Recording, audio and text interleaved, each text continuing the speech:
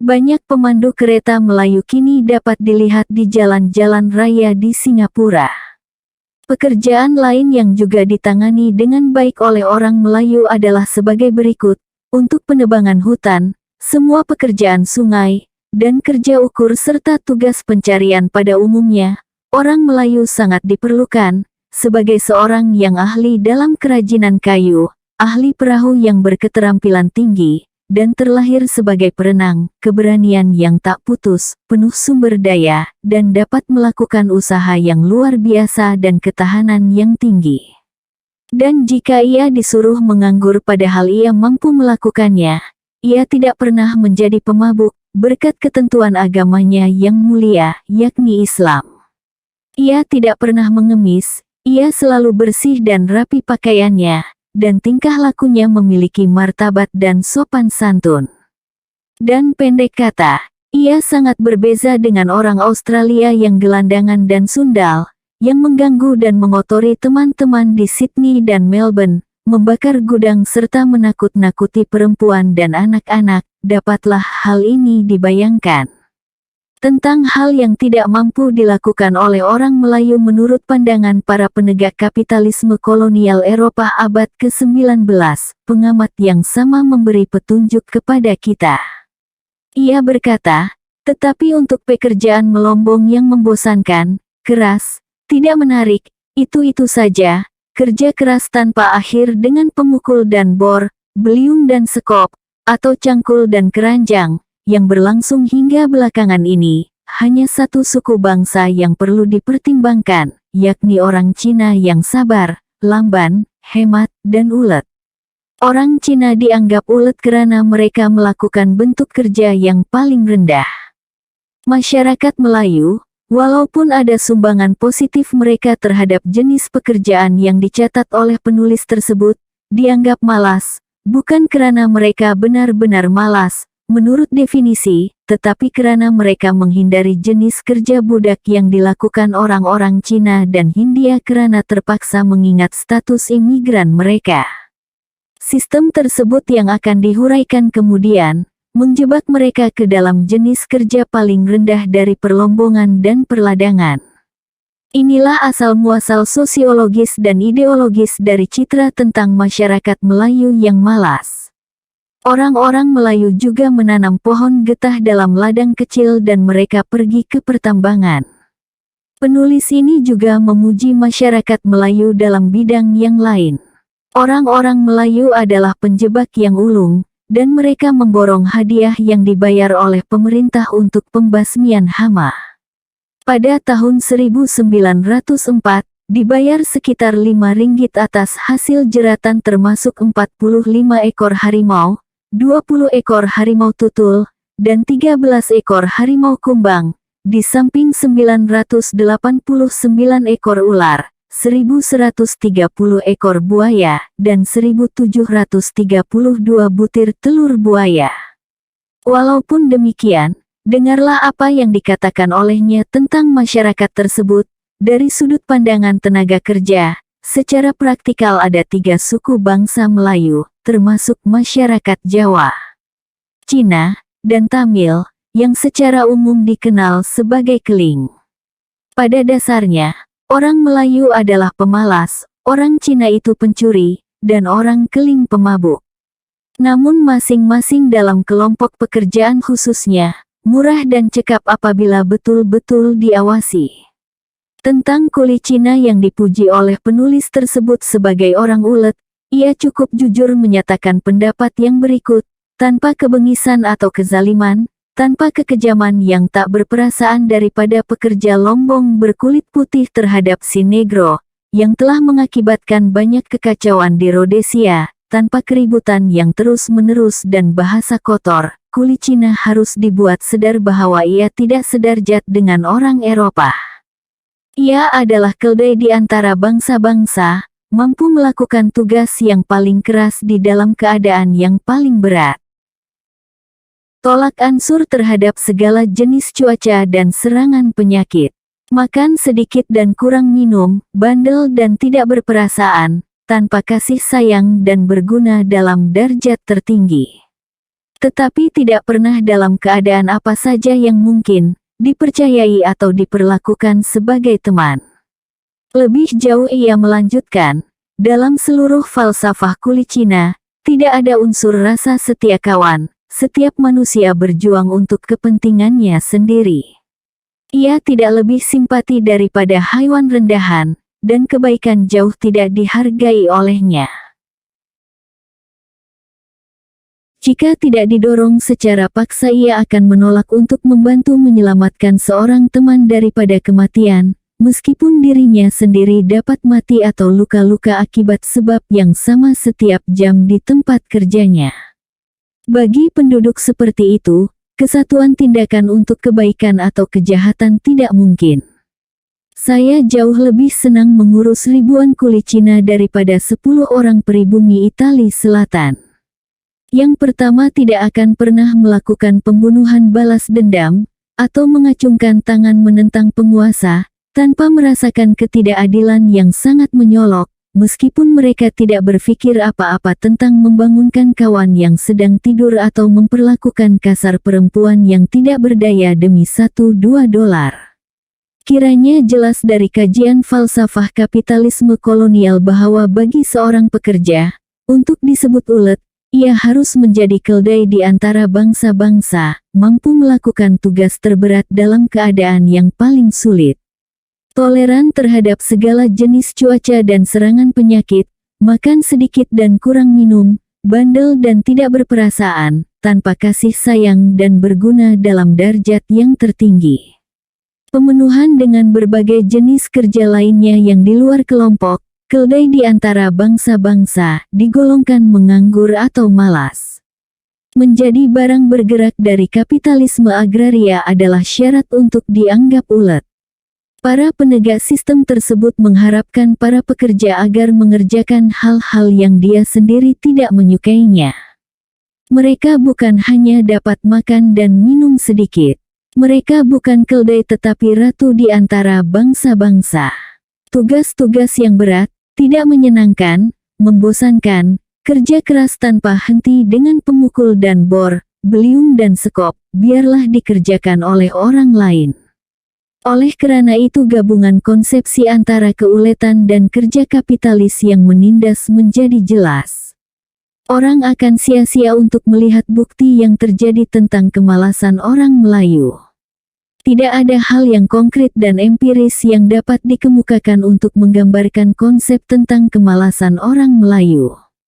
Jika kita menerapkan definisi kita tentang kurang suka bekerja, kurang kegiatan, bagi masyarakat Melayu secara keseluruhan, maka hal ini belum pernah terbukti. Namun jika kita menerapkan definisi tersebut untuk sikap orang Melayu terhadap kegiatan ladang kapitalis penjajah, tepat sekali. Masyarakat Melayu, memang terdapat rasa kurang senang bekerja di kalangan ladang orang Eropah kolonial. Cahaya redup dari hubungan kerja kuli dan keuletan tampak jelas dalam huraian Winstead. Dalam bukunya tentang zaman kolonial, ia berkata, orang Melayu memiliki tahap kelambanan yang luar biasa. Iklim tropika yang basah, malaria, tanah yang mempermainkan tanaman, tata cara kemewahan para pemimpinnya, yang membuat rumah bagus dan pakaian bagus yang berbahaya, bagi petani semuanya telah menuntun pilihannya untuk bersikap diam, kehidupan tanpa cita-cita. Tetapi pandangan tentang kemalasan tersebut tidak sepenuhnya dapat diterima. Ia telah melompat 50 tahun dari abad pendusunan ke abad kapal uap, kereta api dan kendaraan bermotor, dari abad patriarkal kepada pergaulan pencari nafkah dan kapitalis asing. Ia menyesuaikan diri terhadap perubahan, tetapi tidak lebih cepat daripada perjuangan untuk hidup. Ia lebih senang mengharungi jalan di sungai atau bekerja dalam lumpur sawah daripada menjadi budak yang dikendalikan oleh jam dalam ruang kerja atau pejabat, tetapi ia tekun ketika minatnya timbul. Apakah sifat aneh ini merupakan kemalasan? Winstead mengatakan orang Melayu rajin apabila minatnya timbul. Apakah itu tidak sama bagi semua orang? Jika masyarakat Melayu lebih senang sebagai petani bebas, apakah ini membuat mereka malas? Tidakkah masyarakat Eropa dalam daerah jajahan menghindari kerja kasar? Apakah mereka tidak menjauhi kerja kuli? Mengapa mereka tidak dikatakan malas?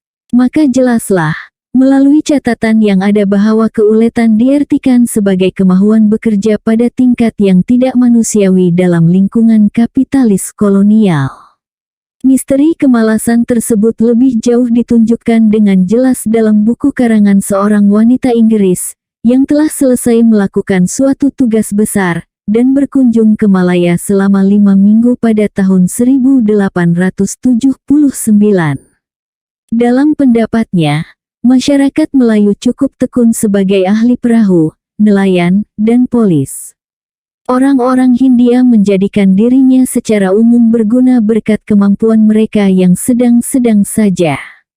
Mereka adalah penduduk yang tidak berbahaya, tetapi mereka bertengkar dengan keras dan hiruk-pikuk, dan kekayaan kata makian mereka dikeluarkan tanpa sudahnya.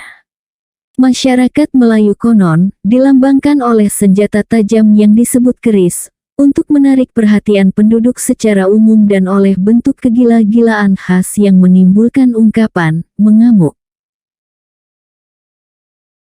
Masyarakat Melayu menempuh kehidupan yang aneh dan tidak macam-macam. Kaum laki-laki tidak cenderung untuk banyak berusaha kecuali mencari ikan atau berburu, dan membajak sawah bila mereka memiliki tanah. Sikap mereka dingin dan menyendiri, baik lelaki maupun perempuan benar-benar jelek. Dalam suatu kunjungan ke rumah seorang Melayu di Melaka, penulis ini menilai kaum perempuan sebagai berikut, kaum wanitanya bermalas-malasan di rumah, beberapa di antaranya membersihkan ikan, yang lain menumbuk padi, tetapi mereka tidak bekerja, dan uang yang diperlukan untuk membeli baju dapat dicari dengan menjual pengesat kaki atau buah-buahan hutan. Dapat kita tanyakan kepada penulis tersebut, apakah yang diartikan dengan kerja di sini? Apakah membersihkan ikan dan menumbuk padi bukan kerja? Bekerja di sini berarti mencari nafkah di luar rumah. Apakah membuat pengesat kaki dan menjual buah-buahan bukan kerja? Jelas kiranya bahwa bekerja di sini berarti kegiatan yang diterapkan oleh kapitalisme penjajah. Ia menganggap mereka bekerja jika kaum wanita menjadi kuli atau pembantu pemilik ladang Inggris atau pegawai di pejabat. Kalau masyarakat Melayu yang dijumpai kebanyakan para pengamat asing, bekerja sebagai nelayan dan petani padi, atau pemilik tanah sempit yang bebas yang tidak menunjukkan ketamakannya akan uang, apakah mereka harus digolongkan malas? Jika demikian halnya, maka orang yang malas seharusnya para mubalik Eropa yang bekerja tanpa mengharapkan imbalan uang. Demikian pula pegawai awam Eropa yang keinginannya atas keuntungan lebih banyak dikekang dibandingkan dengan para pemilik kebun dan pedagang. Namun penulis lain yang benar-benar menaruh simpati terhadap masyarakat Melayu, menilai mereka tidak ulet. Alasannya jelas, kurangnya minat masyarakat Melayu untuk bekerja didasarkan pada norma-norma kapitalisme kolonial. Ia berkata, dengan banyak keutamaan, masyarakat Melayu saat ini tidak ulet. Ini ditegaskan untuk masyarakat Dayak Kalimantan, bahwa mereka orang yang baik budi, karena mereka tidak pernah menangguh-nangguhkan kerjanya. Dikatakannya, mereka akan bekerja dengan semangat sehari atau boleh jadi seminggu. Tetapi apabila mereka telah mencapai maksud yang diingini sewaktu meninggalkan kerja kerasnya, penerimaan yang tidak mencukupi akan membuat mereka berhenti untuk menikmati kesenangan mereka. Kesemuanya itu menunjukkan bahwa desakan segera untuk keperluan adalah di atas segalanya. Menurut teori ini, yang tidak saya bantah, masyarakat Melayu pada dasarnya baik budi juga. Mereka tidak berjiwa tamak, dan bila mereka dapat puas dengan keperluan pada saat itu, maka mereka bahagia. Mereka sangat percaya pada pepatah bahwa kecukupan pada hari ini merupakan pengganti kemalangan. Dalam iklim yang tidak ramah, dan dengan penduduk yang lebih memikirkan dirinya sendiri, falsafah demikian akan menjadi tidak baik. Tetapi di sini, yang alamnya begitu ramah, dan kedermawanan merupakan ciri khas asli, maka hal ini kiranya cukup masuk akal. Gambaran tentang masyarakat Melayu di atas yang bekerja hanya untuk memuaskan keperluan sesaat adalah penyelewengan fakta yang kurang manis. Hal ini memang benar hanya untuk sebahagian pekerja Melayu, seperti beberapa di antaranya yang bekerja di ladang orang Eropa. Masyarakat Melayu memiliki martabat tidak dapat bekerja untuk jangka waktu yang lama. Ini memang betul hanya di ladang kapitalis penjajah.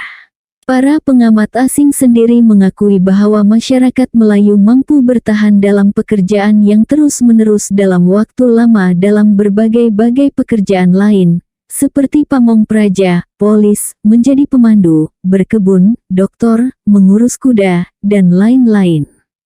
Mereka tidak mampu, atau lebih tepatnya tidak berhasrat untuk bekerja di ladang milik orang lain. Ketidaksudian masyarakat Melayu untuk bekerja sebagai kuli ladang diartikan sebagai kelemahan suku bangsa. Berikut adalah satu contoh. Satu faktor penting dalam penanaman getah dan kelapa di Malaya adalah tenaga kerja.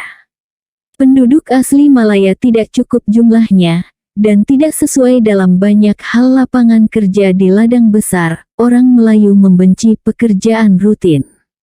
Di ladang orang Eropa, tenaga kerja terdiri kebanyakan para imigran Tamil, Cina dan Jawa. Penulis yang sama meneruskan huraiannya tentang pertanian Melayu.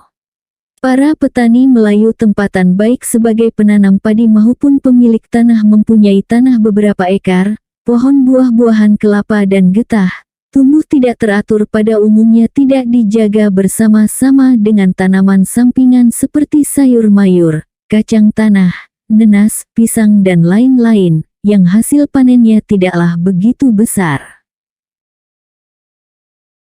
Sebagai penanam padi, orang Melayu agak berhasil, meski terbatas dalam pengetahuan pertaniannya.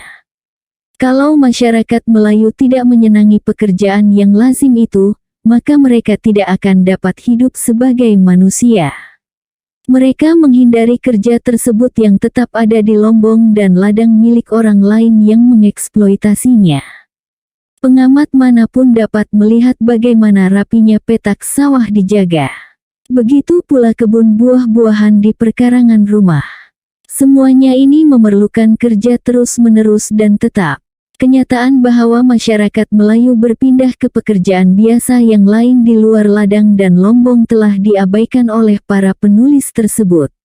Apa yang benar-benar sehat, normal dan merupakan reaksi manusiawi dipandang sebagai kelemahan yang aneh. Para pekerja Melayu menolak untuk meninggalkan keluarga dan desa mereka. Dalam beberapa hal, di kawasan Lombong Timah, upah orang Melayu lebih rendah daripada upah yang diterima oleh orang Cina. Amalan pembezaan ini masih berlangsung di beberapa tempat di Malaysia saat ini. Tuduhan kemalasan terhadap masyarakat Melayu bukan disebabkan oleh kemalasan yang sebenarnya. Sebaliknya disebabkan penolakan mereka untuk bekerja sebagai buruh ladang. Sikap masyarakat Melayu ini mengakibatkan masalah serius bagi para pemilik ladang kolonial Inggris, dalam persaingan mereka dengan pemilik Cina, yang mendapatkan pekerja Cina dari negeri Cina melalui berbagai-bagai cara tipu daya. Para pemilik ladang Inggris pada tahun 1880-an dan 1890-an mengalami kekurangan tenaga kerja, karena penolakan masyarakat Melayu untuk bekerja di ladang mereka. Laporan Sungai Ujong pada tahun 1882, menyatakan permintaan tenaga Tamil untuk mengganti orang Melayu. Laporan tersebut menyatakan, tidak ada yang dicari kecuali tenaga orang Tamil. Persetujuan besar telah dilakukan di sini oleh para pemilik ladang terhadap penggunaan tenaga kerja Melayu, dan sejumlah besar kuli didatangkan dari ladang kecil yang berdekatan bagi memperolehi pekerjaan, baik di pantai maupun di rantau. Tetapi tenaga ini terlalu mahal, dan sangat tidak menentu, yang seringkali dalam waktu singkat dapat diperolehi sebanyak mungkin namun kadang-kadang ketika pemilik ladang memerlukannya, ia mendapatkan dirinya sendiri tanpa seorang pun mengerjakan sesuatu di ladangnya. Seluruh pegawainya telah pergi untuk menghamburkan tabungan kecil mereka di desanya sendiri. Orang-orang tersebut akan kembali lagi, tetapi pada saat itu kejahatan telah berlangsung. Begitu tabungannya habis, hal yang sama terjadi di Perak, yang dalam laporan tahunan 1889 dijelaskan bahwa seorang Melayu benar-benar menolak untuk menjadi pekerja dengan syarat apapun yang dapat diterima oleh pemilik ladang. Perlombongan menarik perhatian orang Cina yang tidak menyukai pekerjaan dan upah yang tetap di ladang, sehingga satu-satunya kesempatan pemilik ladang untuk mengandalkan tenaga kerjanya tergantung pada pribumi dari India Selatan, yang harus didatangkannya dengan syarat-syarat tertentu untuk jangka waktu bulanan. Selama kunjungannya di Taiping pada bulan Februari tahun 1879, seorang penulis wanita, Isabella Bird, dikunjungi oleh seorang pemilik ladang Sri Lanka Inggris yang menemui kesulitan tenaga kerja untuk ladang kopinya di Perak. Bird melahirkan pendapatnya, kesulitan tentang tenaga kerja ini barangkali harus diatasi dengan mengambil kuli dari India, karena orang Melayu tidak mahu bekerja kecuali untuk dirinya sendiri. Dan orang Cina tidak hanya lebih menyukai hiruk-pikuknya di Lombong dan keriuhan senja kota di kawasan Lombong, tetapi juga karena di tempat yang sepi, mereka tidak selalu mudah diatur oleh orang, hal yang tidak biasa bagi mereka. Kiranya jelas bahwa asal-muasal sosiologis tentang mitos masyarakat Melayu yang malas, didasarkan pada penolakan mereka untuk bekerja di ladang dan ketidakterlibatan mereka dalam kegiatan ekonomi kapitalis kota yang dikuasai kolonial.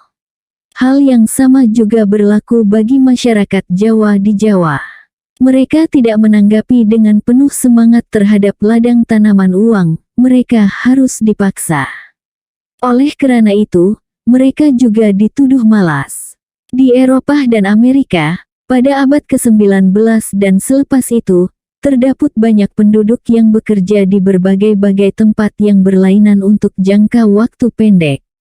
Masyarakat ini tidak dituduh malas. Hal ini bersumber daripada reaksi para pemilik kebun terhadap sikap orang Melayu, yang memberi citra tentang orang Melayu yang malas, dan citra ini seterusnya mempengaruhi yang lain-lain. Sekali disebarkan, agar sejarahnya segera dilupai, dan jadilah teori yang dominan.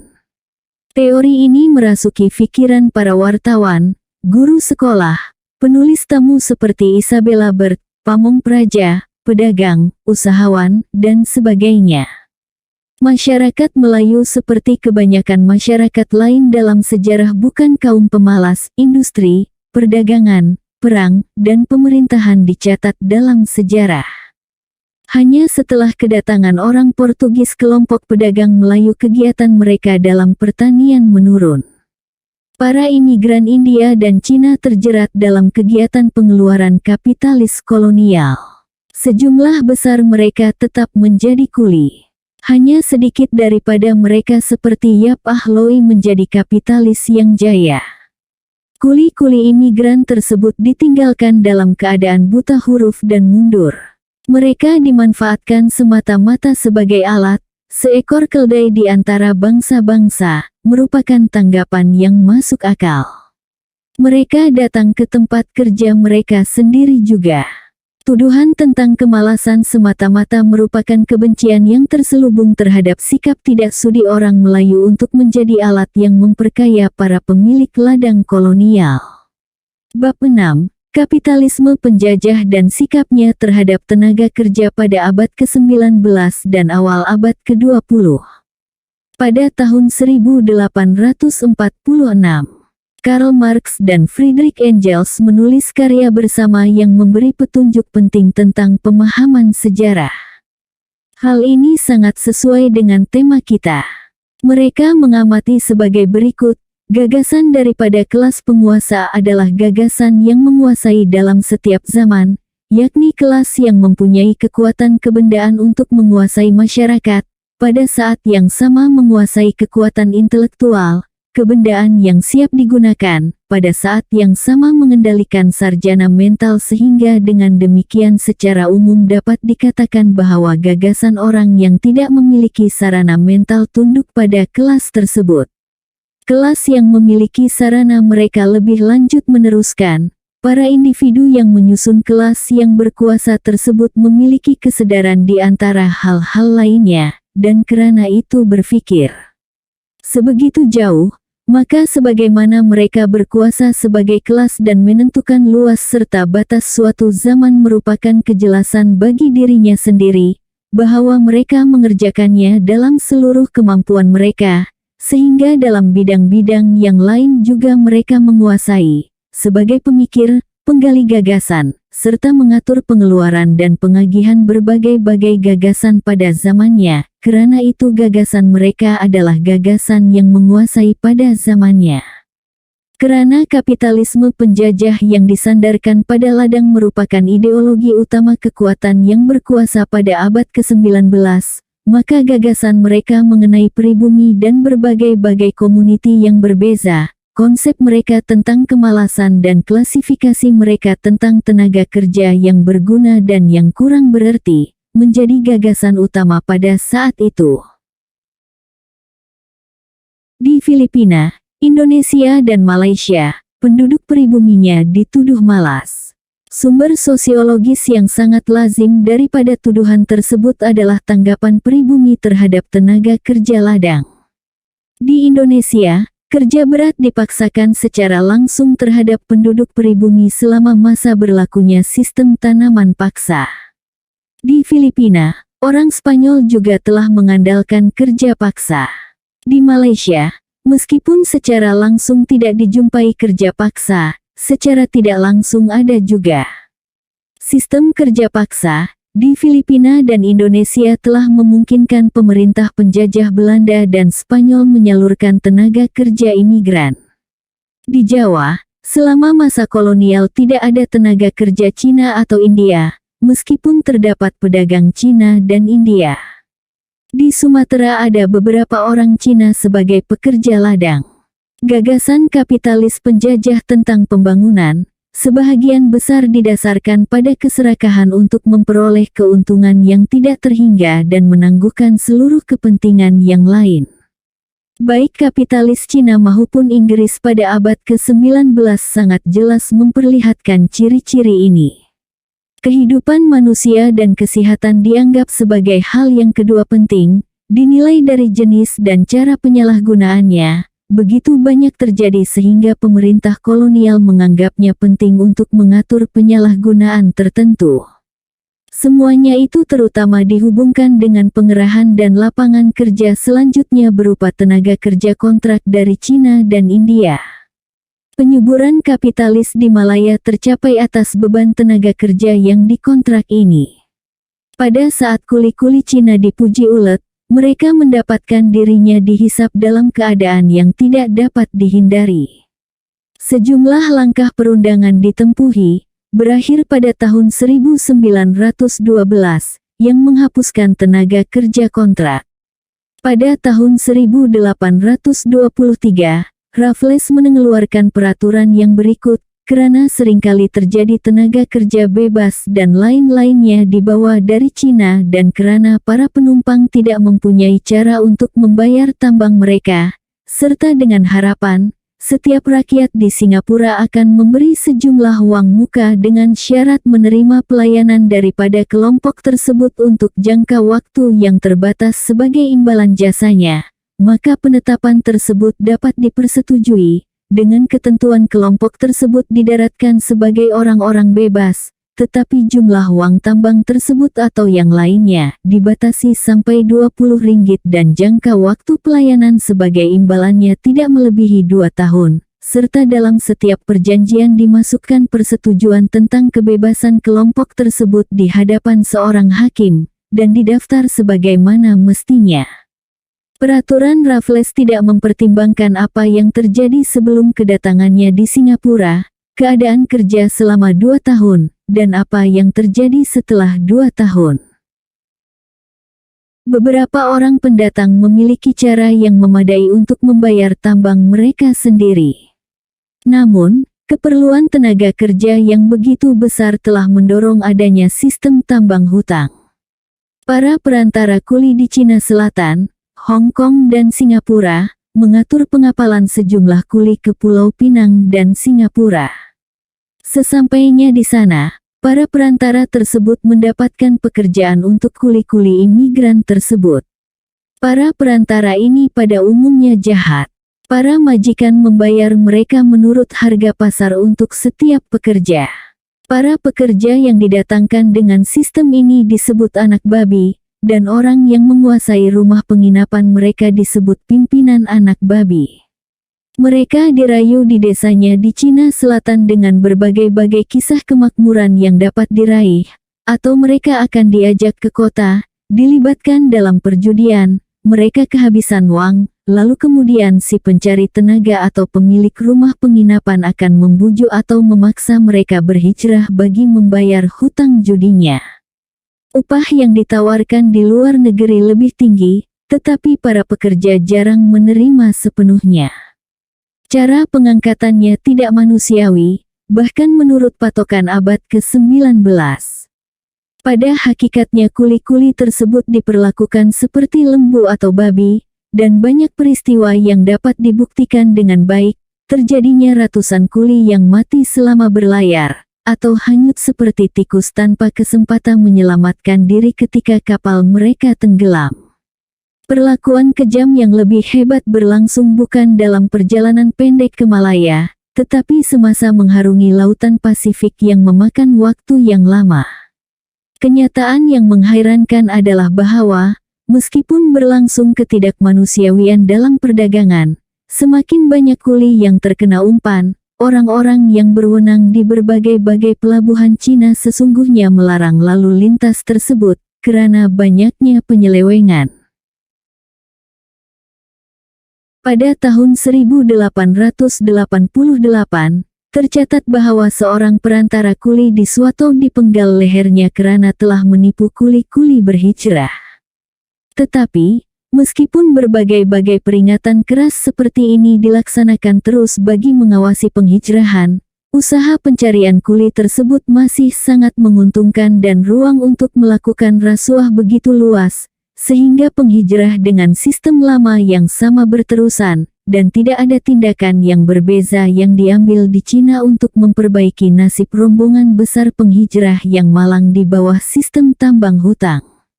Begitu pula tidak dilakukan tindakan yang berkesan di Singapura atau di negeri-negeri selat.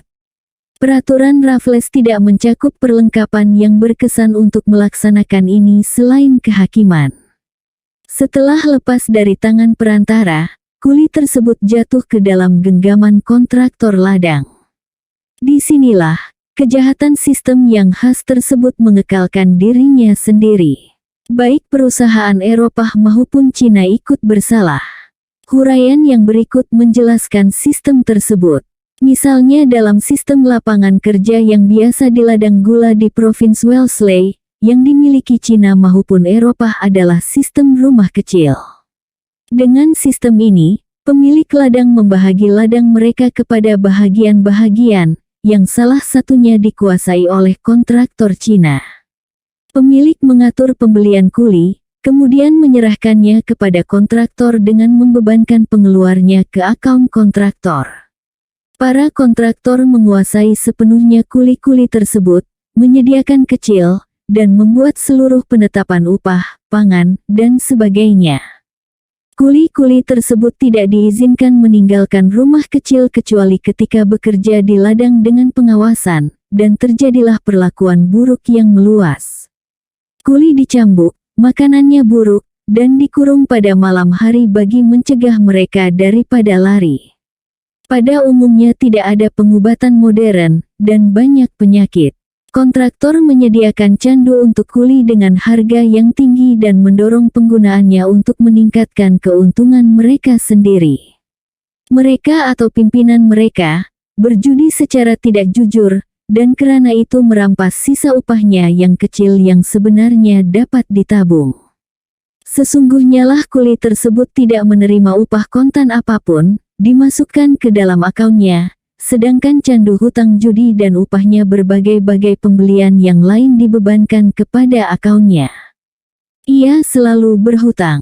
Keadaan yang serupa terjadi apabila kuli-kuli yang bekerja terikat dalam sistem tambung hutangan. Sistem di atas telah berlangsung selama lebih setengah abad, yang menyediakan tenaga kerja bagi perusahaan kapitalis Eropa dan Cina. Penyelewengan yang melekat dalam sistem tersebut tetap tidak dicegah dengan adanya kerjasama diam-diam dari penguasa penjajah. Pada tahun 1871, para pedagang Cina dan penduduk memprotes gubernur tentang kehilangan para pekerja yang baru datang.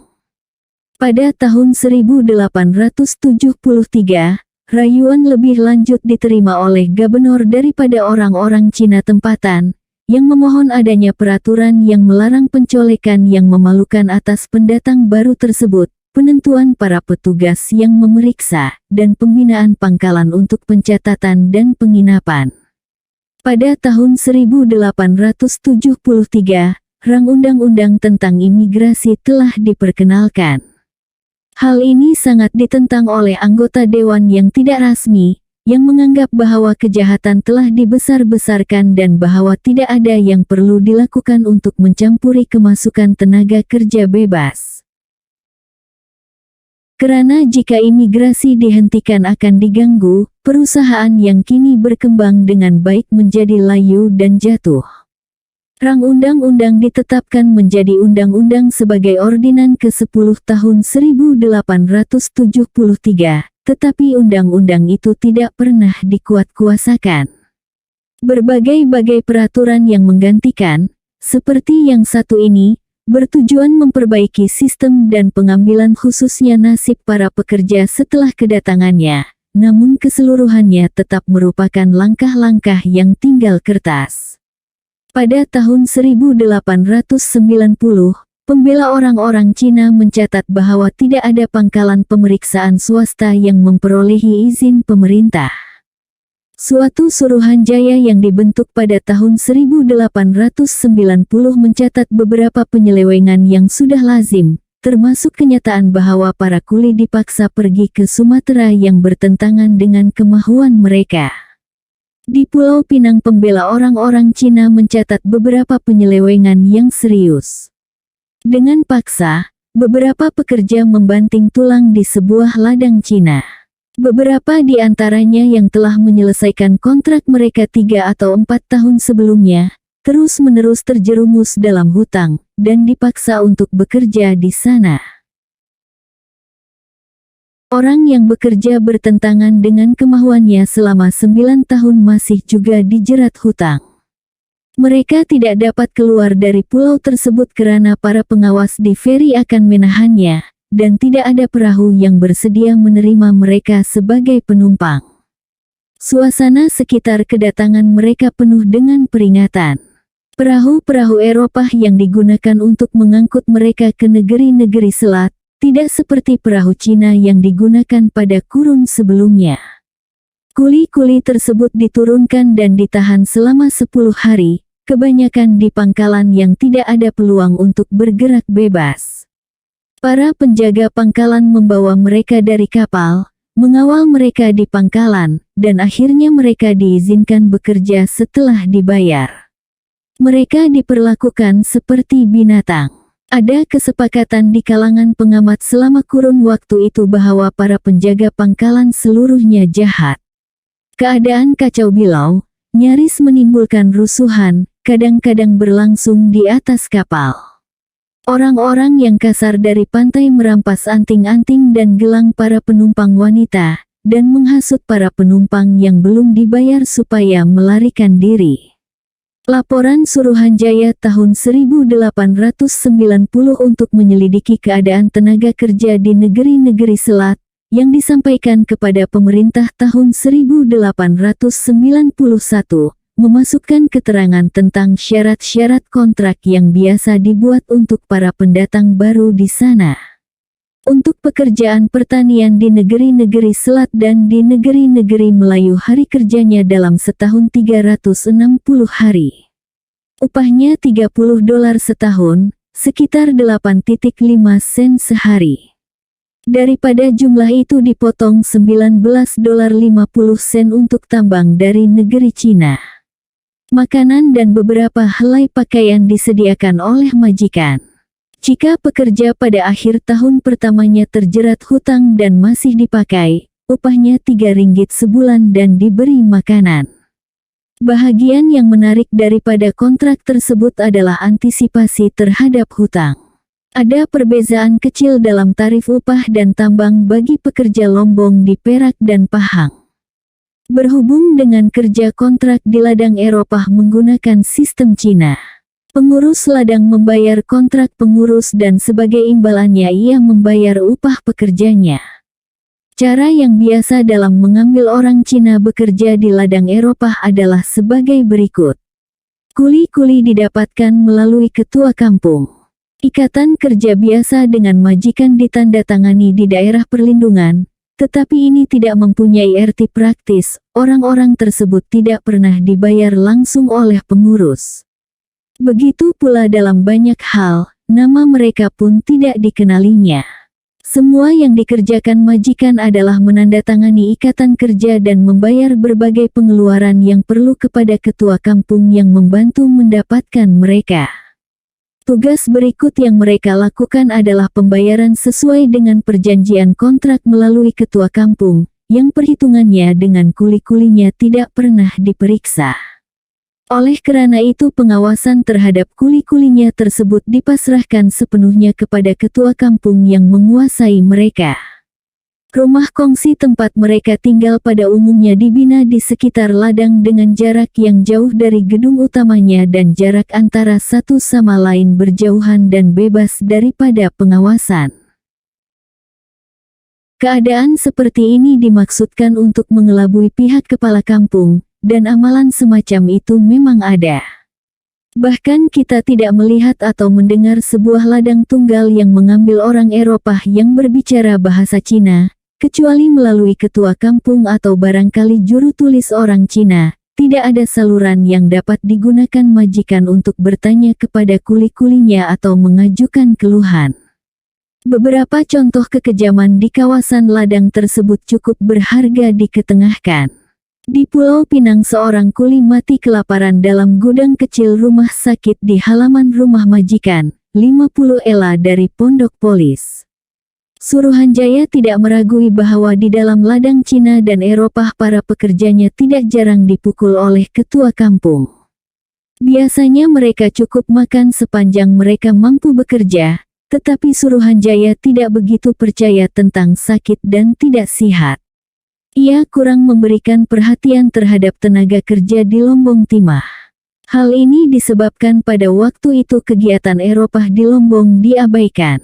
Kiranya masuk akal bahwa kegiatan perlombongan di Malaya bukan usaha yang menguntungkan orang Eropah. Oleh karena itu, pemerintah kapitalis penjajah tidak begitu tertarik pada masalah tenaga kerja perlombongan. Sementara tenaga kerja untuk perlombongan tidak ada kekurangan yang mengkhawatirkan, bagi ladang Eropah hal itu merupakan masalah. Tahun 1880-an merupakan masa perluasan modal Eropah di sektor pertanian. Pada akhir tahun 1912, tenaga kerja kontrak dihapuskan karena mereka sering melarikan diri. Dengan kata lain, hal ini menimbulkan masalah di ladang Eropah. Meningkatnya jumlah tenaga kerja bebas dan berbagai-bagai penyelewengan di ladang mendorong tenaga kerja kontrak melarikan diri setelah habis masa kerja mereka. Di beberapa buah ladang, para pekerja dikurung antara pukul 6 petang hingga pukul 6 pagi. Hal ini berlangsung di tempat-tempat yang terpencil. Suruhanjaya memberikan penjelasan tentang ketiadaan rawatan penyakit dan pekerja yang menderita sakit, adanya berbagai-bagai pungutan liar yang dibebankan kepada para kuli, akaun, dan pengadaan candu bagi kuli-kuli dengan harga mencekik yang dibayarkan lebih dahulu daripada gaji mereka, dalam cara yang kejam dan ganas. Risiko kesehatan bagi kuli-kuli tersebut dapat dinilai dari suatu peristiwa pada tahun 1873. Menteri Larut yang mendapat $200 setahun daripada lombongnya, menyatakan bahwa imigrasi tahunan tenaga kerja Cina ke Larut berkisar antara 2.000 hingga 3.000 orang.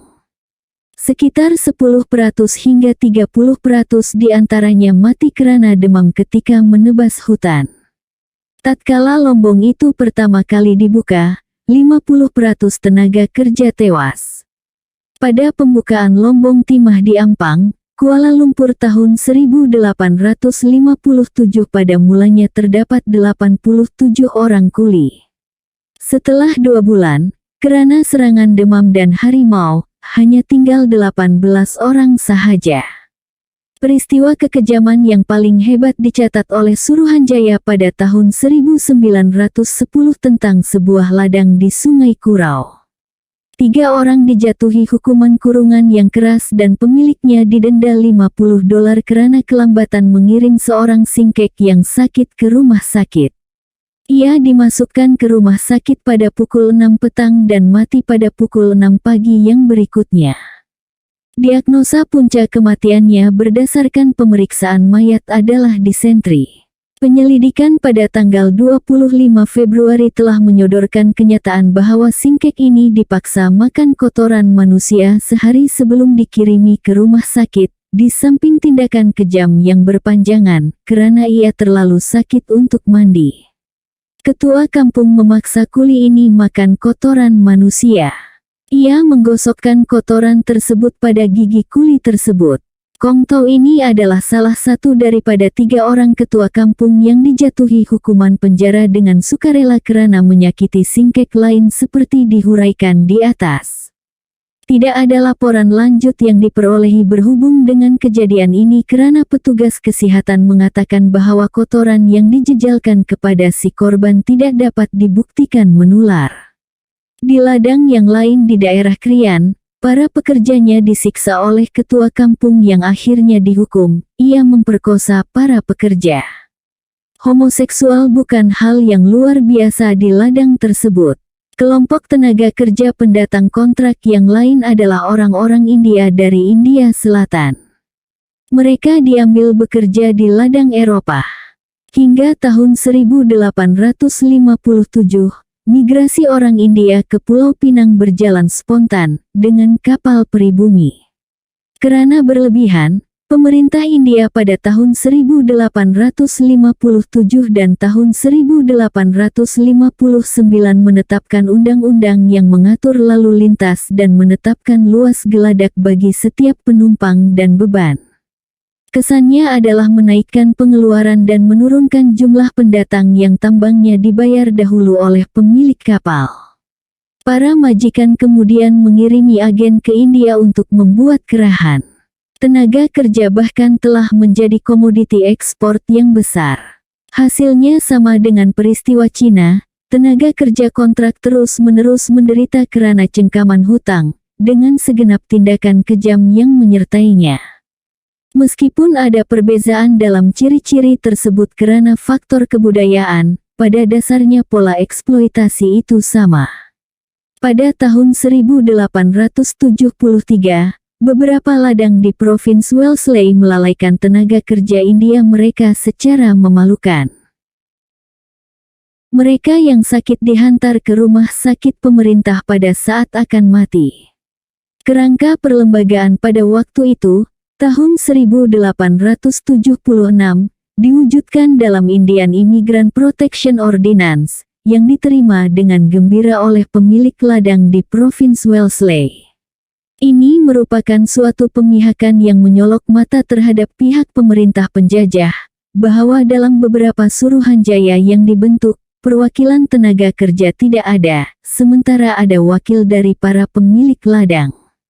Peraturan tersebut menetapkan jumlah tahun yang disetujui bagi pembayaran tambang dan hitungan lain yang dibayar terlebih dahulu oleh majikan yang harus dihabiskan.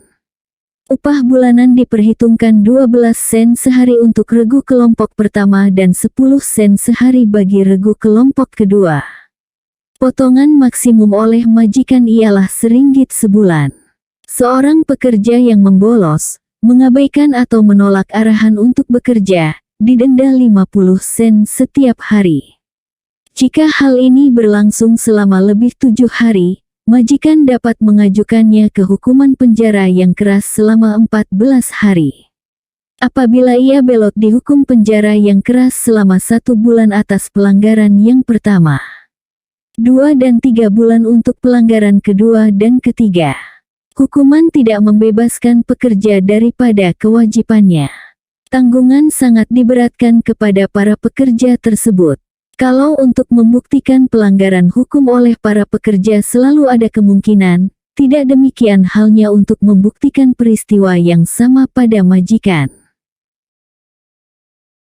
Berbagai-bagai tindakan kejam digali secara berkala setiap beberapa tahun, 5 atau 10 atau bahkan lebih, ketika berbagai-bagai suruhanjaya penyiasatan dibentuk.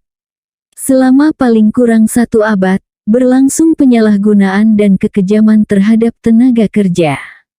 Para pegawai pemerintah yang memperhatikannya mengeluh tentang kurangnya pegawai untuk melindungi tenaga kerja secara berkesan.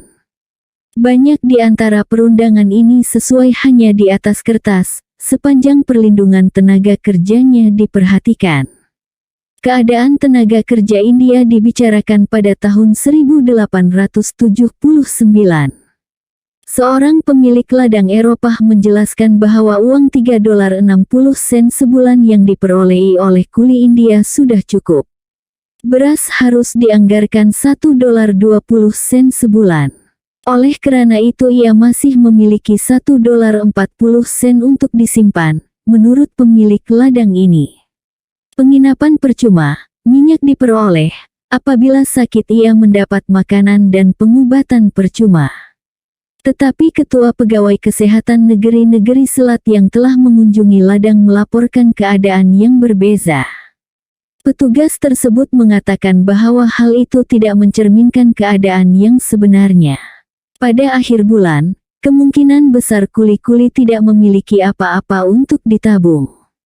Ia menjadi mangsa orang yang lebih dahulu berada di ladang dan peminjam uang, terjerat hutang dan ditimpa berbagai-bagai kesusahan dalam segala hal, serta pemilik ladang manapun yang mengurus sendiri pembayaran kuli-kulinya akan bercerita kepada Anda bahwa kenyataannya uang $1.40 ini biasanya, setelah 5 menit diambil oleh para pemberi hutang secara terbuka, di depan mata juru bayar sendiri. Para pekebun seharusnya mengawasi peminjam uang ini yang memaksa kuli-kuli yang baru tiba menurut cara mereka. Minum arak di kalangan mereka, juga sudah pasti menghantarkan ke setumpuk kesengsaraan dan penyakit. Tetapi saya berpendapat jika makanan mereka diurus dengan lebih baik, maka amalan ini tidak akan terjadi, merupakan perasaan mereka tentang keadaan buruk yang menuntun mereka ke dalamnya. Ini akibat keadaan di atas, seorang pekerja jarang menemukan dirinya bebas setelah 3 tahun. Laporan Suruhanjaya Tenaga Kerja tahun 1890 mencatat bahwa, rata-rata orang tidak mahu, dan tidak akan bekerja lebih daripada 20 hari dalam sebulan. Hubungan kerja yang sah mengharuskan pekerja bekerja selama 36 bulan, 6 hari seminggu, 9 jam sehari.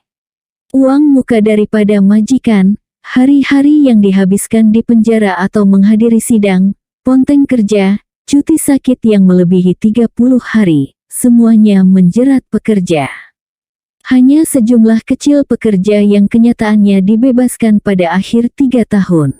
Banyak laporan pemerintah menyalahkan penyelewengan para pengawas tempatan ketua kampung daripada para pemilik ladang Eropah. Kita tidak habis berpikir bahwa para pemilik Eropah tidak menyadari akan penyelewengan yang telah berlangsung selama 1 abad. Kebanyakan mereka benar-benar tidak berkepentingan dengan nasib para pekerja mereka. Mereka sadar tentang cengkaman hutang, mereka menyadari masalah penghisapan candu di ladang, kemudian mereka sadar akan minuman keras dan perjudian. Pemerintah kolonial pada waktu itu menikmati penghasilan yang menggiurkan daripada berbagai-bagai kegiatan tersebut. Sementara perhatian ditunjukkan oleh pemerintah dalam soal kesehatan individu, pekerja ladang, namun tidak ada upaya apapun untuk menghilangkan punca masalah kesehatan yang buruk, penghisapan candu, minum minuman keras, yang diterima oleh pemerintah. Penuturan yang jelas sekali diberi pada tahun 1879 oleh Isabella Bird pada suatu kunjungan ke sebuah perkampungan Cina di Seremban. Di tengah desa itu ada bangunan besar, tertutup, tetapi sisinya terbuka seperti sebuah pasar, yang dipenuhi sepanjang hari, dan sepanjang malam juga oleh ratusan kaum miskin, makhluk-makhluk setengah telanjang berdiri mengelilingi meja-meja permainan, hening, bernafsu, gelisah, mempertaruhkan setiap sen yang diperolehi dengan bergantung kepada putaran dadu, hidup dengan kegembiraan atas perolehan mereka, tontonan yang benar-benar menyedihkan. Mungkin kami adalah perempuan Eropa pertama yang pernah menyusuri rumah perjudian, tetapi para petaruhnya begitu asyik bahkan tak sempat untuk memalingkan kepala mereka. Di sana mereka juga selalu minum teh. Beberapa gagasan tentang keuntungan tersebut, yang dibuat oleh orang-orang yang menternakkan izin judi tersebut dapat diperolehi dari kenyataan bahwa penghasilan yang dipetik oleh pemerintah dari ladang judi melebihi 900 pound setahun.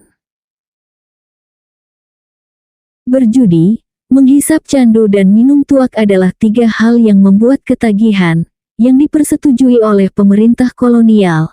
Meskipun ada tentangan daripada individu menyangkut sifat-sifat kemanusiaan pada waktu itu, yang beberapa di antaranya adalah pegawai pemerintah. Tiga hal yang membuat ketagihan inilah yang membuat kapitalisme penjajah dapat mengikat para pekerja kepada majikannya dalam jangka waktu lebih lama daripada yang ditentukan dalam perjanjian. Betapa kecil pun mereka menghabiskan tabungannya yang secara teori dimiliki pada akhir bulan, hutang tersebut berkembang dengan adanya pembelian candu dan tuak. Tambahan pula, itu semua merupakan sumber penghasilan. Sebahagian besar pendatang baru dari Cina tidak menghisap candu. The Straits Settlements and Federated Malay States Opium Committee Report 1908 memberi kesan bahwa sebahagian besar tenaga kerja Cina belajar menghisap candu setelah mereka datang ke Malaya. Pusat permulaannya di rumah-rumah pelacuran. Beberapa di antara mereka percaya bahwa candu baik bagi kesehatan dan memperkuat nafsu seks. Seorang kaki tangan kesehatan, pemilik lombong dan ladang Eropa menunjuk tahun 1904 atau sekitarnya melindungi penghisapan candu ketika ia menjawat pengarah eksekutif sebuah lombong besar di Kinta. 50% daripada kulinya yang berjumlah lebih dari 2.000 orang menghisap candu. Dijelaskannya berbagai-bagai manfaat menghisap candu. Dikatakan bahwa menghisap candu mencegah malaria dan diyakini memiliki kesan yang bermanfaat pada penyakit batuk kering. Pemilik ladang ini berkata, "Saya tidak yakin negeri ini dapat maju tanpa paip candu." Mereka menggunakan candu sebagai obat perangsang ketika lelah. Mereka dapat pergi tanpa makanan dalam jangka waktu yang lama. Mereka mengatakannya mencegah cirit-birit dan berak berdarah. Itulah keyakinan kuat kuli-kuli Cina, dan mereka tidak berani masuk ke daerah pedalaman tanpa pipa candu. Barangkali keadaan kerja memaksa para kuli menghisap candu. Seorang pemilik lombong timah dan ladang Cina, yang juga menghisap candu, menceritakan kepada jawatan kuasa tersebut pada tahun 1924 sebagai berikut. Rata-rata kuli lombong menghisap candu lebih dimaksudkan untuk melindungi hidupnya dan bukan sekadar bermain-main. Di persekutuan Melayu, terdapat hutan belantara, kerja primitif dan iklim yang tidak dapat dirubah. 70% dari para penebang kayu penghisap candu. Tanpa candu, saya sangsi mereka dapat bertahan terhadap berbagai-bagai keadaan. Para penegak kapitalisme kolonial memberi penilaian lebih jauh kepada para penghisap candu. Mereka patuh pada hukum. Mereka takut tidak memperolehi candu di dalam penjara. Seorang tauke tua meringkaskan gambarannya sebagai berikut. Saya mengurutkan 4 kejahatan yang kita kenal sebagai berikut. Kewanitaan adalah yang terburuk, kemudian berjudi, lalu minum-minum dan, paling akhir, menghisap candu. Penyakit orang banci dijauhi anak-anak dan keluarganya, penjudi menghamburkan warisan ayahnya, pemabuk bertindak dan berkelakuan serampangan. Di pihak lain, penghisap candu tetap mantap. Ia berpikir hati-hati sebelum bertindak. Inilah suatu usaha untuk mempertahankan penggunaan candu karena bermanfaat bagi kapitalisme kolonial, meringankan beban kerja yang amat berat, serta memperkaya pengedar candu dan pemerintah kolonial. Ini adalah umpan untuk menarik perhatian dan memaksa kuli-kuli Cina. Bahagian yang terbesar daripada penerimaan Malaya di bawah Inggris bersumber daripada candu.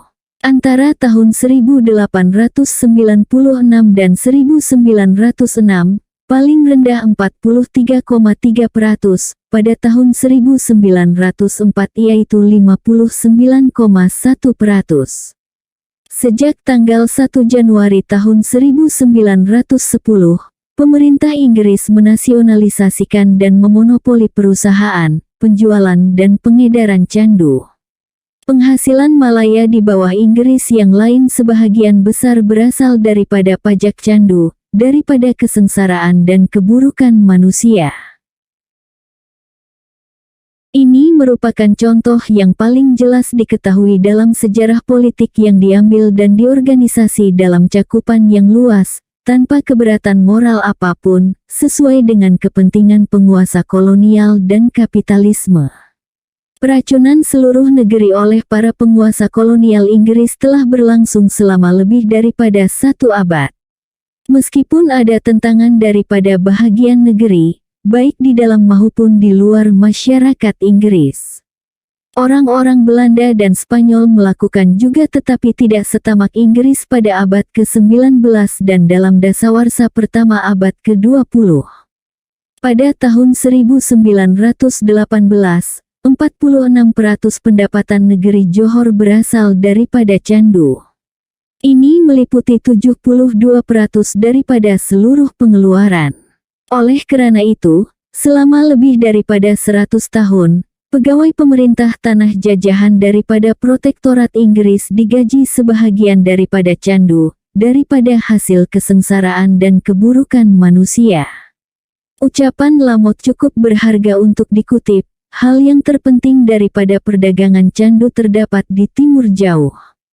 Selama lebih daripada 1 abad, candu digunakan sebagai sumber uang untuk menggelembungkan penghasilan negeri-negeri Eropa tertentu dengan pemilikan di timur. Individu telah menjadi kaya atas hasil tersebut. Tanah jajahan menjadi makmur. Tenaga kerja, buruh murah dan berlimpah dari Cina, telah dipikat candu ke tanah jajahan yang tertentu karena tenaga kerja pribumi tidak diperolehi. Namun kebanyakan individu telah dirusak oleh dasar yang pincang ini yang tidak menghiraukan kesejahteraan jutaan mereka untuk dimanfaatkan. Kehidupan manusia sama sekali telah diabaikan. Pertimbangan terhadap kesehatan masyarakat, membangun masyarakat yang mundur dan sederhana tidak pernah diajukan. Tidak ada yang begitu mudah dapat diganti. Candu telah didatangkan untuk menyia-nyiakan kehidupan manusia ini, dengan menghancurkan nilai dan kecekapan mereka, semata-mata untuk memakmurkan bangsa Eropa. Bagi tenaga kerja imigran India, minuman keras merupakan umpan. Di samping itu di ladang ada masalah penyakit seperti cirit-birit, berak berdarah dan malaria. Gambaran umum tentang keadaan tersebut diambil daripada laporan penyelidikan tentang masalah tuak di ladang di daerah pesisir Selangor. Di sana terdapat 38 buah ladang. Waktu itu antara tahun 1911 dan tahun 1916.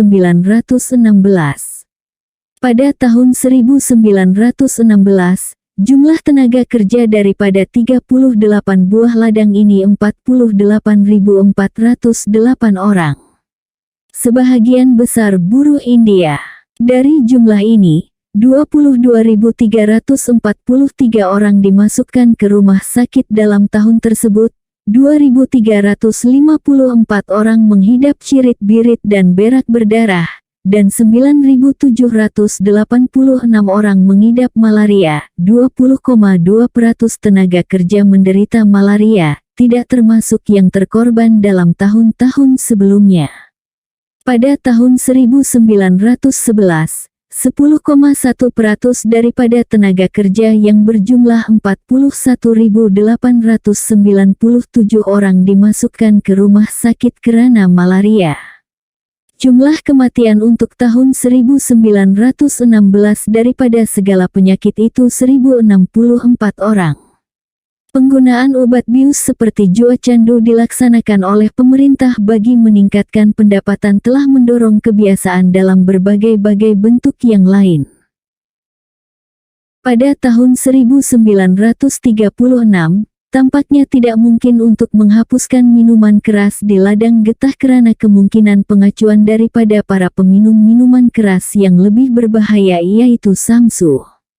Hasilnya, semua pihak bersetuju mempertahankan tuak atas beban tenaga kerja India.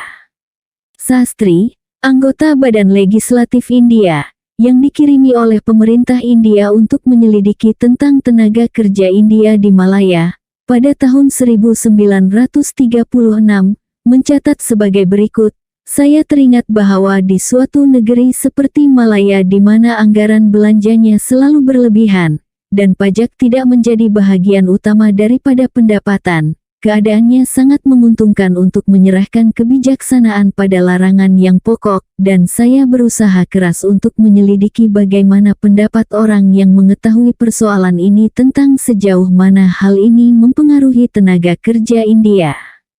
Sejumlah pengurus cenderung mengakui minuman keras sebagai minuman yang tidak berbahaya jika masih dalam batas, dan sebagai cara membuat tenaga kerja mereka tetap puas dan senang. Di pihak lain, yang barangkali merupakan kelompok besar bersetuju bahwa minuman keras sama sekali bukan suatu keperluan dan tidak keberatan untuk menindas kebiasaan minum minuman keras. Tanpa ini, para pekerja niscaya akan dapat menyimpan uang yang lebih banyak, dan kecekapan mereka setidak-tidaknya tidak terganggu. Sementara para pengurus itu sendiri akan terhindar daripada kesulitan untuk mengawasi perusahaan dan akunnya serta hanya sesekali menyelesaikan percekcokan akibat mabuk. Namun pada amalannya, mereka hampir bersuara bulat dalam menyatakan bahwa ini hanyalah nasihat kesempurnaan. Di Malaya ada minuman keras dan sangat merosak yang dikenal dengan samsu yang dengan mudah dan murah disuling daripada beras. Hampir di seluruh Malaya saya diberitahu tidak hanya oleh para pemilik ladang, tetapi juga oleh pegawai pemerintah bahwa penyulingan gelap minuman keras oleh Cina ini merajalela.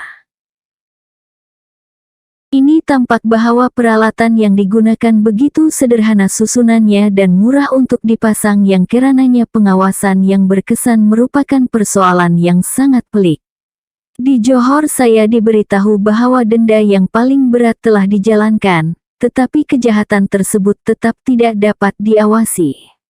Samsu dikatakan jauh lebih merusak secara fisik dan mental daripada tuak, dan kebanyakan pemilik ladang mengatakan kepada saya bahwa mereka tidak berani memusnahkan kilang tuak karena akibat jangka pendeknya ladang mereka akan dikerubuti dengan sejumlah samsu buatan penyuling gelap. Kekhawatiran akan samsu juga menghalangi mereka daripada usaha mengurangi pemakaian tuak dengan menaikkan harganya.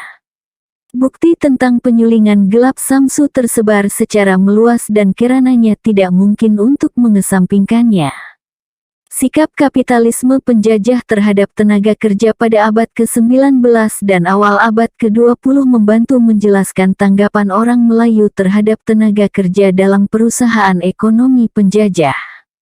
Syarat dan keadaan tenaga kerja dengan demikian jauh daripada menggembirakan. Masyarakat Melayu lebih baik tinggal di desa mereka dengan pekerjaan tradisional. Mereka dapat menjauhi keadaan tenaga kerja yang tidak manusiawi. Mereka tidak menjadi alat yang menuruti perintah para pemilik ladang dan lombong yang serakah. Karena inilah mereka dituduh malas, meskipun ada pengakuan daripada mereka yang menuduhnya, bahwa mereka mengerjakan tugas dengan baik dalam beberapa bidang pekerjaan. Tetapi bidang kerja Melayu ini tidak secara langsung melayani kapitalisme penjajah. Misalnya, orang-orang Melayu menanam padi. Tetapi penerimaan pemerintah daripada beras tidak ada artinya dibandingkan dengan candu, getah dan timah. Karena itu, masyarakat Melayu tidak dianggap produktif dalam pengertian kapitalis kolonial. Berbagai-bagai kegiatan yang secara positif menambah seluruh pengembangan sosial tidak dinilai semestinya karena kriteria yang terbatas dan keliru digunakan. Sumbangan orang Melayu dalam menyelenggarakan pentadbiran diabaikan. Kenyataan bahwa negeri tersebut milik masyarakat Melayu tidak diperdulikan. Kerja di petak sawah tidaklah ringan, lebih-lebih lagi ini memiliki manfaat sosialnya sendiri. Seperti yang diamati Baumgarten. Petak padi yang luas memberi pemandangan elok, dan membuat udara tetap bersih, yang karena alasan inilah seharusnya lebih dipilih daripada jenis-jenis tanaman lainnya. Tetapi jika pemilik ladang berpikiran untuk mengolah sendiri rawa, ia tidak mampu. Saya kira menanam padi, karena tenaga kerjanya besar dan ia akan memerlukan sejumlah tangan yang harus dibayar mahal, maka kalau padi tersebut harus ada, kemungkinan dirosakkan. Contoh yang jelas tentang gabungan ketekunan dengan kerja ladang diberi oleh seorang penulis pada masa itu, Owen Ruther. Ia sangat kagum terhadap pergunungan Dusan. Itu adalah tulang punggung tenaga kerja ladang, yang bekerja dengan baik di bawah perintah orang-orang Eropa yang memahami keistimewaan mereka. Hal ini tidak hanya persoalan tenaga kerja yang dihubungkan dengan ideologi kapitalis penjajah, tetapi konsep kemanusiaan menyeluruh yang berasal daripada kepentingan kapitalisme penjajah. Perjudian, candu, keadaan kerja yang tidak manusiawi, perundangan yang pincang, pendapatan daripada hak-hak persewaan milik rakyat, kerja paksa, semuanya berada dalam satu jalur atau yang lain terjalin menjadi cita-cita ideologi penjajah dan memberi pancaran kemuliaan. Mereka yang ada di luarnya akan dicemuh. Bab 7. Kemalasan Masyarakat Filipina. Judul bab ini dimaksudkan untuk menghormati karya Rizal tentang pokok masalah tersebut yang mempunyai judul yang sama. Karyanya mungkin merupakan analisis sosiologi sejarah yang pertama tentang pokok masalah tersebut, diterbitkan dalam La Solidaridad, di Madrid, dalam 5 kisah bersambung, dari 15 Julai hingga tanggal 15 September tahun 1890. Ia memberi reaksi terhadap tulisan Sanchiancho, Doktor Undang-Undang Filipina, yang membahaskan pokok membantahnya. Rizal membelanya dalam laporan yang tidak memihak tentang pokok masalah tersebut. Istilah kemalasan, menurut pendapatnya telah diselewengkan dan disalahgunakan. Namun ini tidak menyangkal keberadaannya. Ia yakin ada sesuatu yang tersembunyi di sebalik kemalasan yang banyak dibicarakan itu. Seperti yang disebut sebelum ini, definisi Rizal tentang kemalasan ialah kurang mencintai pekerjaan dan kurang kegiatan. Ini menurutnya adalah suatu masalah di Filipina. Masalah kemalasan tersebut dan dengan menganalisis secara hati-hati seluruh peristiwa dan seluruh manusia yang diketahui semenjak masa kanak-kanak dan kehidupan di negeri kita, maka kita yakin bahwa kemalasan memang ada di sana. Masyarakat Filipina yang dapat berdiri di sisi laki-laki yang paling aktif di dunia pasti akan meragui pengakuan ini. Memang benar bahwa mereka harus bekerja dan berjuang keras terhadap iklim, alam, dan manusia, tetapi kita tidak seharusnya mengecualikan kebiasaan umum dan kita seharusnya mencari kesejahteraan negeri kita dengan menyatakan apa yang kita yakini benar. kita harus mengakui bahwa di sana kemalasan benar-benar positif ada. Tetapi bukannya mengakuinya sebagai puncak keterbelakangan dan kekacauan, melainkan kita seharusnya mengakuinya sebagai akibat daripada kekacauan dan keterbelakangan yang mendorong pertumbuhan suatu kecenderungan yang membawa malapetaka. Kecenderungan terhadap kemalasan tidak dibatasi kepada masyarakat Filipina sendiri. Hal ini berlaku juga dalam masyarakat Eropa di daerah tropika. Iklim yang panas memerlukan istirahat, seperti iklim yang dingin mendorong kerja dan gerak. Dengan alasan ini, menurut Rizal, orang Spanyol lebih malas daripada orang Perancis, dan orang Perancis lebih malas daripada orang Jerman. Kemalasan karenanya bukan suatu ciri khas masyarakat Filipina. Orang Eropa di daerah tropika bahkan lebih malas. Masyarakat Eropa asli yang menuduh penduduk tanah jajahannya malas, dan saya tidak lagi menunjuk orang-orang Spanyol, begitu pula orang Jerman dan Inggris. Bagaimanakah mereka hidup di negeri-negeri tropika? Mereka dikelilingi oleh banyak pembantu, tidak pernah berjalan-jalan melainkan menaiki kendaraan, memerlukan pembantu tidak hanya untuk melucut sepatu, juga untuk mengipasnya. Dan meskipun begitu mereka hidup dan makan lebih baik, bekerja untuk dirinya sendiri dan memperkaya diri sendiri, mempunyai harapan masa depan, bebas, dan dihormati, sementara sang terjajah yang miskin, malas, kurang zat dan hidup tanpa harapan, bekerja keras untuk orang lain, ditekan dan dipaksa untuk kerja. Orang-orang kulit putih barangkali akan menjawab bahwa mereka tidak dibuat untuk menderita kekerasan iklim tropika. Suatu kesalahan. Manusia dapat hidup dalam iklim apa sahaja jika mereka mahu menyesuaikan diri dengan syarat dan keadaannya. Apa yang membunuh orang Eropa di negeri yang hangat itu adalah penyalahgunaan alkohol, keinginan untuk hidup seperti di negerinya sendiri dengan langit dan matahari yang lain. Kita, penduduk negeri tropika, hidup dengan baik di Eropa bahagian utara jika kita melakukan tindakan pencegahan yang sama dengan apa yang dilakukan penduduk di sana. Orang-orang Eropa juga dapat hidup dengan baik di wilayah yang panas terik kalau mereka membuang berbagai-bagai prasangkanya. Kerja keras bukanlah hal yang baik di tengah udara panas yang membakar di daerah tropika. 1 jam kerja di bawah terik matahari, sebanding dengan kerja 1 hari dalam iklim yang hangat. Karena itu wajarlah apabila negeri tersebut menghasilkan 100 kali lipat. Lihatlah cara penduduk Eropa bereaksi terhadap musim panas yang menggigit. Mereka meninggalkan kerja selama beberapa hari di musim panas, menuju tempat-tempat berair, duduk di warung, mundar-mandir. Rizal membandingkan kemalasan masyarakat Filipina dengan para pegawai Spanyol dan pendeta di Filipina. Siapakah yang malas di pejabat di Manila? Apakah juru tulis miskin yang masuk pada jam 8 pagi dan pulang jam 1 tengah hari hanya dengan payungnya, dan menyalin, menulis dan bekerja sendiri untuk pegawai atasannya? Ataukah pegawai atasannya yang datang naik kereta pada jam 10, pulang sebelum jam 12, membawa surat kabar sambil merokok dengan kakinya terjulur di atas kerusi atau meja, atau berbicara tentang segala hal yang tidak berguna dengan kawan-kawannya?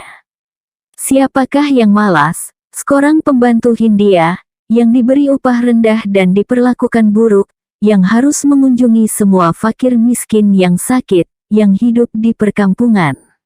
Ataukah ketua paderi yang sangat kaya, bersiar-siar dengan kereta, makan dan minum enak, dan tidak usah bersusah payah jika tidak dapat mengumpulkan uang yang banyak? Rizal mengajukan pertanyaan yang sama tentang orang Cina di Filipina. Kerja keras apa yang mereka lakukan? Hampir semuanya berdagang. Sangat jarang mereka mengurus pertanian dan mereka yang bekerja di tanah jajahan yang lain diarah bersara beberapa tahun kemudian. Rizal menutup percakapannya mengenai apa yang saya istilahkan kemalasan fisiologi dengan cara berikut. Kita fahami kemudian bahwa kecenderungan malas sangatlah universal. kita harus menerimanya dan menyenanginya karena kita tidak dapat mengubah hukum alam, dan tanpa ini bangsa tersebut akan musnah. Manusia bukanlah makhluk kasar, ia tidak juga sebuah mesin. Keinginannya tidak hanya menciptakan, meskipun ada tuntutan beberapa orang Kristen berkulit putih yang berkeinginan menjadikan orang Kristen berkulit berwarna sebagai mesin penggerak yang agak cerdas dan lebih murah dibandingkan tenaga uap. Tujuannya bukan untuk memuaskan nafsu manusia yang lain. Keinginannya adalah mencari kebahagiaan bagi dirinya sendiri dan kawan kerabatnya dengan mengikuti jalan menuju kemajuan dan kesempurnaan. Sejauh ini ia menunjuk kemalasan sebagai reaksi fisiologi terhadap panas. Dalam musim dingin orang gemar berjalan di atas salju. Di bawah terik matahari orang lebih senang berteduh, tidak mundar-mandir di tengah jalan. Gejala ini hakikat. Beban kerja mental di daerah tropika harus dibagi-bagi dalam suatu masa tertentu daripada dikerahkan sekaligus. Oleh karena itu, apabila seseorang harus mengerjakan kerja mental yang keras selama 4 jam dalam sehari, maka sangat baik baginya untuk membahaginya sepanjang hari. Sebahagian pada pagi hari, sebahagian lagi pada waktu senja. Begitu pula halnya dengan kerja fisikal. Dalam iklim yang dingin, sangatlah mungkin untuk melakukannya sekaligus. Saya menunjuk hal ini sebagai suatu pola kerja, bukan sebagai contoh satu-satunya yang jarang terjadi. Namun ini hanyalah penyesuaian yang diingini. Aspek daripada konsep Rizal tentang kemalasan ini sesungguhnya tidak termasuk dalam definisinya. Mungkin saja ada kecintaan yang besar untuk bekerja tetapi disesuaikan dengan iklim dalam cara pelaksanaannya. Namun Rizal menunjuk pada sesuatu yang lebih penting lagi. Ia berkata, kejahatan bukanlah disebabkan adanya kemalasan yang tersembunyi, melainkan karena hal ini dipupuk dan dibesar-besarkan. Di antara manusia, dan di antara bangsa, terdapat tidak hanya kecerdasan tetapi juga kecenderungan terhadap kebaikan dan kejahatan. Untuk memupuk yang baik dan mengembangkannya juga memperbaiki yang buruk dan menekannya, seharusnya lah menjadi kewajiban masyarakat atau pemerintah. Jika pikiran yang tidak semulia itu tidak menyerap perhatian mereka, kejahatan tersebut adalah bahwa kemalasan di Filipina adalah kemalasan yang dibesar-besarkan, bola salju kemalasan kalau kita boleh mengungkapkannya suatu kejahatan yang muncul sebagai bahagian yang langsung pada masa tersebut, suatu akibat daripada pemerintahan yang salah dan keterbelakangan seperti yang kita katakan dan bukan sebagai puncanya. Sedangkan yang lain akan berpikir sebaliknya, khususnya mereka yang memegang tanggung jawab pemerintahan yang salah, tetapi tidak peduli, kita telah menegaskan satu hal dan kita akan membuktikannya. Karena ia menganggap kemalasan masyarakat Filipina adalah kesan dan bukan punca utama keterbelakangan mereka, maka Rizal tidak menganggapnya turun-temurun. Ini merupakan pengalaman sosial dan sejarah masyarakat Filipina di bawah kekuasaan Spanyol yang menciptakan gejala kemalasan. Ia menceritakan masa silam masyarakat Filipina yang jelas. Sebelum kedatangan orang-orang Eropa, masyarakat Filipina melakukan perdagangan aktif dengan Cina. Catatan Cina abad ke-13 melaporkan kejujuran para pedagang dari Luzon. Pigafetta yang berdagang dengan Magellan pada tahun 1521, setibanya di Samar sangat terkesan dengan sopan santun dan kebaikan budi penduduknya. Ia menyebutkan kapal dan perkakas dari emas tulen didapati di Butuan, tempat penduduk bekerja di Lombok. Mereka memakai baju sutera, belati dengan pangkal emasnya yang panjang dan sarung pedang daripada kayu ukiran, gigi emas, serta sejumlah benda lainnya. Beras, padi-padian lain, jeruk, sitrun, dan jagung India ditanam. Cebu mempunyai hubungan dagang dengan Siam. Para pejuang Luzon turut bertempur dalam peperangan melawan Aceh di Sumatera pada tahun 1539. Laut kepulauan yang membentang di mana-mana menyangga perdagangan, industri dan pertanian, lewat ayunan dayung daripada ratusan perahu. Kemakmuran berlimpah di kepulauan tersebut sepanjang sejarah dalam tahun-tahun yang awal itu, pendek kata, melingkup kisah panjang tentang industri dan pertanian penduduk, lombong, pendulang emas, mesin tenun, bercucuk tanam, tukar-menukar, pembuatan kapal, pemeliharaan unggas dan ternak, pertenunan sutera dan kapas, perusahaan penyulingan, pembuatan senjata, perusahaan mutiara kultur, industri pewangian, tanduk dan kulit, dan sebagainya. Semuanya ini dapat ditemui pada setiap langkah dan mengingat waktu serta keadaan kepulauan tersebut, mereka membuktikan bahwa di sana ada kehidupan, ada kegiatan, dan ada gerakan.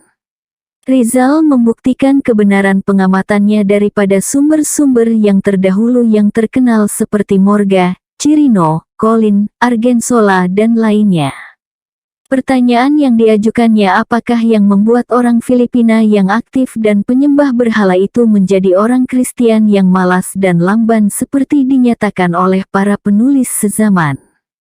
Bagaimana masyarakat Filipina meninggalkan industri mereka yang terdahulu, perdagangan, perikanan dan perusahaan mereka, sampai batas yang benar-benar melupakan kesemuanya itu. Hal ini disebabkan oleh gabungan berbagai-bagai keadaan. Sebahagian disebabkan kebebasan kemahuan dan upaya manusia, sebahagian lagi disebabkan oleh ketidaktahuan dan kebodohan. Penaklukan Spanyol dan hasil kekuasaan Spanyol menimbulkan berbagai-bagai keadaan yang mengakibatkan kemerosotan masyarakat Filipina. Pertama-tama muncul perang, kerusuhan dalam negeri, yang tentu saja diakibatkan oleh pemerintahan baharu. Kiranya perlu menundukkan rakyat, baik dengan bujukan ataupun dengan paksaan, ada perkelahian, ada kematian. Mereka yang telah menyerah secara damai tampak menyesalinya. Huru-hara dicurigai dan beberapa di antaranya terjadi. Tentu ada alasan dan banyak pekerja yang mahir tewas. Kekacauan ini menambah penyusupan Lima Hong, menambah peperangan yang terus-menerus. Penduduk Filipina dipaksa menjaga kehormatan Spanyol. Memperlama kibaran benderanya di Kalimantan, Kepulauan Moluku, dan Indochina. Untuk memukul mundur musuh Belanda, merupakan perang yang mahal. Dalam ekspedisi yang sia-sia, diketahui bahwa ribuan pemanah dan pendayung Filipina telah dikirim, tetapi tidak dilaporkan bahwa mereka tidak pernah pulang kembali ke rumah. Seperti persembahan, di mana pada suatu saat orang Yunani dikirimkan kepada makhluk berkepala kerbau dari kereta, maka pemuda Filipina yang bergabung dalam ekspedisi tersebut telah berpamit kepada negerinya untuk selama-lamanya. Sebelumnya, dalam wawasan mereka laut mengamuk, peperangan tanpa akhir, ekspedisi yang penuh bahaya. Rizal kemudian mengutip kata-kata San Agustin tentang pengurangan penduduk seluruh daerah yang peribuminya adalah para pelaut ulung dan pendayung yang sangat mahir. Di Pulau Panay, selama setengah abad lebih daripada 50.000 keluarga pembayar pajak dikurangi menjadi 14.000 orang. Dari daerah inilah para gubernur mendapatkan sebahagian awak-awak kapalnya yang dikirim keluar. Ditambah lagi penghancuran yang sangat menakutkan daripada serangan perompak dari selatan. Pelayaran perompak dari selatan tersebut lebih lanjut mengurangi penduduk Filipina. Menurut Rizal, alasan mereka adalah untuk memperlemah kekuasaan Spanyol dengan menghancurkan daerah-daerah tersebut yang membantu orang-orang Spanyol atau yang berada di bawah kekuasaan Spanyol. Hal ini pada gilirannya mengakibatkan orang Spanyol menyusun pertahanan mereka terhadap para perompak. Mereka juga ingin membebaskan diri daripada tetangga mereka orang-orang Belanda yang suka mengganggu. Mereka memerlukan kapal-kapal baru dan besar. Untuk ini, orang-orang Filipina dimanfaatkan lagi. Kapal yang begitu besar menimbulkan masalah untuk mendapatkan kayu yang diperlukan. Tiang-tiang kapal layar tersebut telah menyiksa tenaga 6.000 orang Filipina selama 3 bulan, Untuk menghalanya sepanjang 21 batu melintasi pergunungan yang amat sukar ditempuhi. San Agustin menyelidiki pada tahun 1690 bahwa ada pemberontakan di wilayah itu, karena penerbangan kayu yang terus-menerus untuk galangan kapal menghalangi penduduk untuk menanam di kawasan yang sangat subur. Terjadilah kemudian penghisapan oleh encomenderos, yakni orang-orang Spanyol yang memiliki sehamparan tanah luas dengan hak memungut pajak dan upeti. Beberapa orang Filipina yang dijual ke lembah perhambaan harus membayar pajak yang dikenakan terhadapnya. Beberapa orang Filipina digantung. Sebagian lagi melarikan diri ke gunung meninggalkan istri dan anak mereka. Banyak wanita yang terlindas oleh beban yang berat hingga tewas, tidur di ladang dan melahirkan anak, merawatnya dan mati digigit serangga beracun. Maka anehkah jika penduduk Filipina berputus asa ketika dihadapkan dengan begitu banyak bencana? Mereka tidak dapat berbuat apa-apa ketika menyaksikan tanamannya yang sudah bertunas, atau ladang mereka yang bakal menjadi kuburannya, atau ketika hasil panenan mereka disantap algojo mereka. Sungguh suatu hal yang aneh ketika pada waktu itu kita menyaksikan rahib-rahib yang soleh, namun tidak berdaya memberi nasihat kepada jemaah gereja mereka yang malang, guna membebaskan mereka daripada kezaliman encomenderos, berhenti kerja di Lombong, mengabaikan industri mereka, memusnahkan mesin, dan menunjukkan kepada mereka surga sebagai satu-satunya harapan, menghadapi kematian mereka sebagai satu-satunya hiburan. Rizal mencatat berbagai-bagai penghisapan dan penindasan hasil kekuasaan Spanyol. Berbagai-bagai peristiwa dan keadaan yang dikemukakan oleh Rizal dibuktikan dengan baik oleh kebenaran sejarah, dan mereka yang mengetahui sejarah Filipina tidak memerlukan gambaran yang lebih jauh. Masalah penting yang perlu dicatat adalah jalan lain ke arah metode-metode penghisapan ini, untuk menjelaskan faktor tunggal yang paling penting yang menghasilkan apa yang dikatakan sebagai kemalasan, khususnya tidak adanya dorongan untuk bekerja. Manusia bekerja untuk suatu tujuan, ubahlah tujuannya, dan Anda membuatnya menjadi lamban. Manusia yang paling tekun di dunia sekalipun akan melipat tangannya ketika ia mengetahui bahwa hal yang dilakukannya adalah kebodohan, dan pekerjaannya akan menjadi puncak kesulitannya, sehingga ia akan menjadi sasaran kekesalan di rumah dan keserakahan perompak dari luar. Tampaknya hal ini tidak pernah terlintas dalam pikiran orang-orang yang berteriak menentang kemalasan orang-orang Filipina. Kelompok dan lembaga tetap yang membantu mengikis dorongan bekerja adalah encomendia dan encomenderos. Keuntungan kecil yang dipetik oleh orang Filipina dengan tenaganya, pada akhirnya akan mengecilkan hatinya. Melalui ahli sejarah, kita mengenal bahwa encomenderos, setelah membiarkan banyak orang ke dalam perhambaan dan memaksa mereka bekerja bagi keuntungan majikan, menyuruh yang lain menjual berbagai-bagai keluaran mereka dengan harga yang tidak berarti, atau tidak berbuat apa-apa atau mempermain-mainkan mereka dengan berbagai-bagai tindakan yang palsu. San Agustin melaporkan suatu daerah di Panay yang penduduknya lebih menyukai hidup dalam kemiskinan daripada harus hidup makmur, untuk menghindari datangnya kesusahan daripada para gubernur wilayah. Nafsu serakah encomenderos berlangsung lama. Meskipun asal keturunan encomenderos telah punah, sifat-sifat buruknya masih tetap ada. Rizal mencatat faktor lain yang telah menghancurkan motivasi masyarakat Filipina. Kesulitan besar yang dihadapi oleh setiap perusahaan berkaitan dengan aspek pentadbiran juga tidak kecil peranannya dalam membunuh setiap gerak perdagangan atau industri.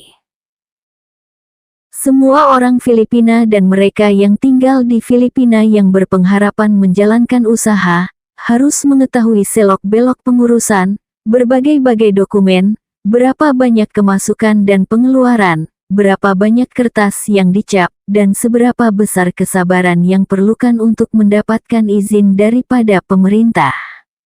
Untuk ini seseorang harus memperhitungkan niat baik orang lain dengan memberi uang sogok untuk mempengaruhi petugas sehingga ia tidak membakul sampahkan permohonan tersebut. Dengan demikian ia berkenan mengajukannya kepada ketuanya. Orang harus berdoa kepada Tuhan agar tidak mendapat kesukaran dan ada waktu yang baik untuk menyiasatinya, memberi bakat lain yang cukup untuk meneliti kelayakannya. Lebih daripada itu semoga ia cukup bodoh agar tidak mencurigainya mempunyai maksud revolusioner di sebalik usaha tersebut, dan semoga mereka tidak membuang waktunya dengan mandi-mandi, berburu, atau bermain terup dengan rahib yang terhormat dalam biara mereka atau di rumah-rumah mereka di desa.